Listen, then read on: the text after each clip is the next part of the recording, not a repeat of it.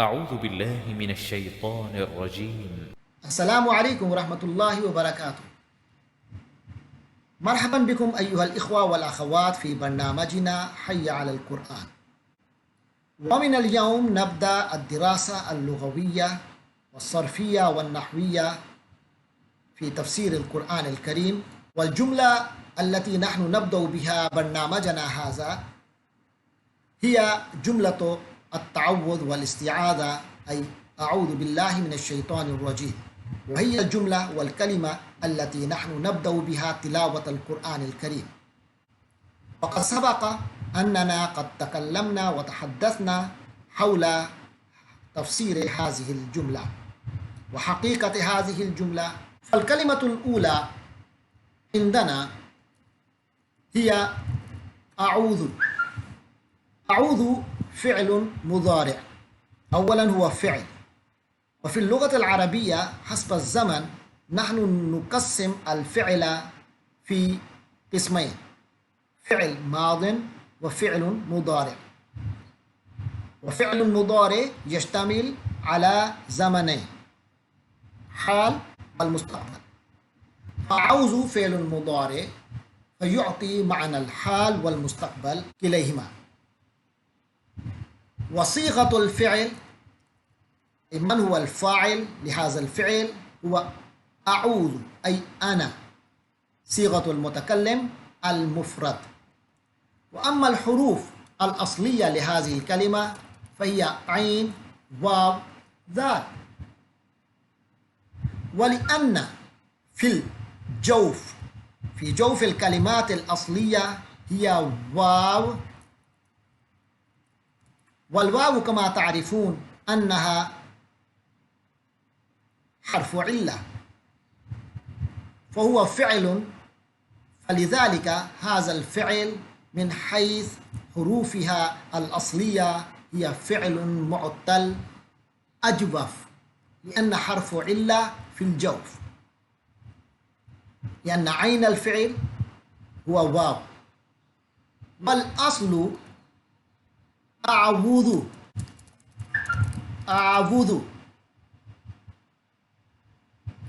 على وزن أفعل. ولما أن الضمة استثقلت على الواو فنقلت إلى العين الساكنة فصارت أعوذ. وهي القاعدة الجارية في جميع الأفعال التي هي من الأجوف. مفهوم؟ إن شاء الله. والكلمة الثانية عندنا بالله، وهذه الكلمة بنفسها مركبة من الكلمتين حسب القواعد النحوية: أولا باء، وثانيا كلمة لفظ الجلالة الله. وأما باء فهو حرف جر يأتي لمعنى الاتصال والالتحاق، أي ثم كلمة الله لفظ الجلالة اسم الله تبارك وتعالى الخاص به. والكلمة الثالثة عندنا من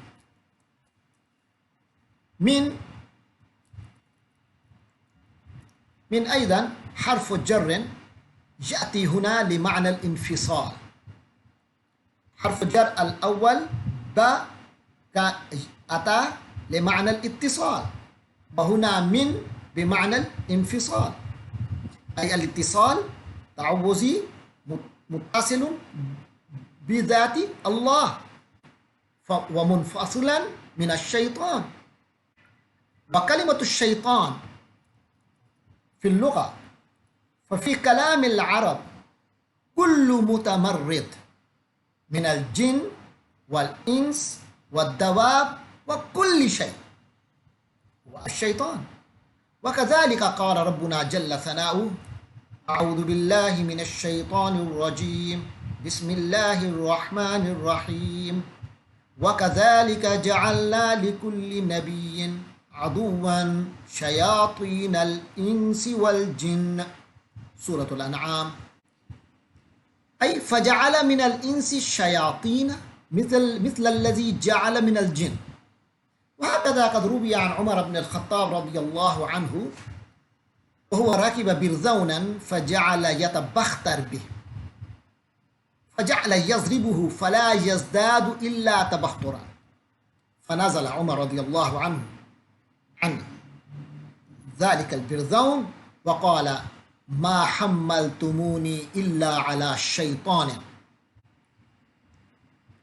إنما سمي المتمرد من كل شيء شيطانا لمفارقة أخلاقه وأفعاله أخلاق سائر جنسه وأفعاله وبعده من الخير. وأما اشتقاقه فهنالك رأيان. أولا فيه قول أنه مشتق من المادة الأصلية شين طاء نون على وزن فيعال من شطن، أي بعد، كأنه بعد عن الخير أو بعد غوره في الشر. وفيه يقول قالت العرب: شطن الداري من دارك، يريد بذلك بعدت. وهنالك رأي آخر وهو أنه مشتق من شين جاء طاء، أي على وزن فعلان من شاط يشيط بمعنى هاج واحترق. ولكن الأرجح هو القول الأول وعليه الشواهد. وهكذا حكى سيروي أن العرب تقول: تشيطن فلان إذا فعل أفاعيل الشياطين. هذا يبين أنه تفيعل من شاطن، ولو كان من شاط لقالوا تشيط فلان.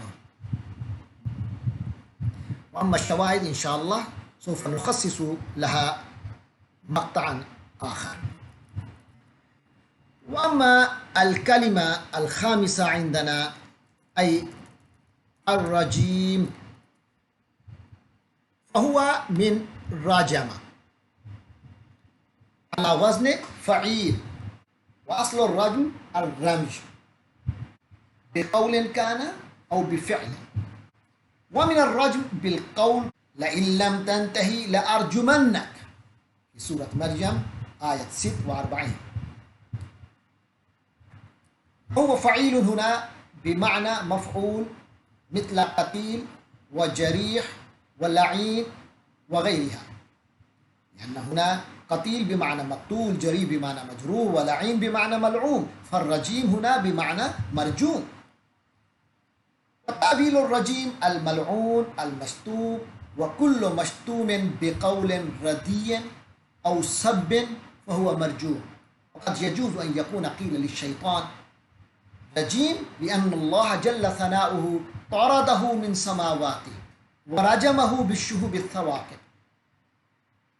وهنالك قول آخر أنه فعيل بمعنى فاعل، أي يرجم هو، أي الشيطان يرجم غيره بالإغواء والتضليل وإلقاء النفس في المطالب. هذا هو الشرح الصرفي. وأما من حيث النحو فنقول أن أعوذ فعل مضارع مرفوع فاعله ضمير مستتر، فاعله ضمير مستتر فيه وجوبا تقديره أنا، والدلالة على أنا هي حرف همزة. وأما بالله حرف جار با ومجرور لفظ الجلالة، وهما متعلقان بأعوذ، أي ألتجئ، أنا ألتجئ وأعتصم بالله تعالى. من الشيطان، من حرف جار، الشيطان اسم مجرور، هما الجار والمجرور متعلقان بأعوذ أيضا، أي التجائي واعتصامي بالله وامتناعي بالله من الشيطان. वअम्मा अर्रजीम फ़हाज़िहिल कलिमा नअतुन व सिफ़तुन लिकलिमतिश शैतान। अल-फ़िअल अऊज़ु बिमुतअल्लिक़ैहि बिल्लाह व मिनश शैतानिर रजीम जुमलतुन फ़िअलिय्यतुन व हाज़िहिल जुमला इब्तिदाइय्यतुन ला महल्ल लहा मिनल इराब। हाज़ा मा इंदना वल्लाहु अअलम बिस्सवाब व आखिरु दअवाना अनिल हम्दुलिल्लाहि रब्बिल आलमीन।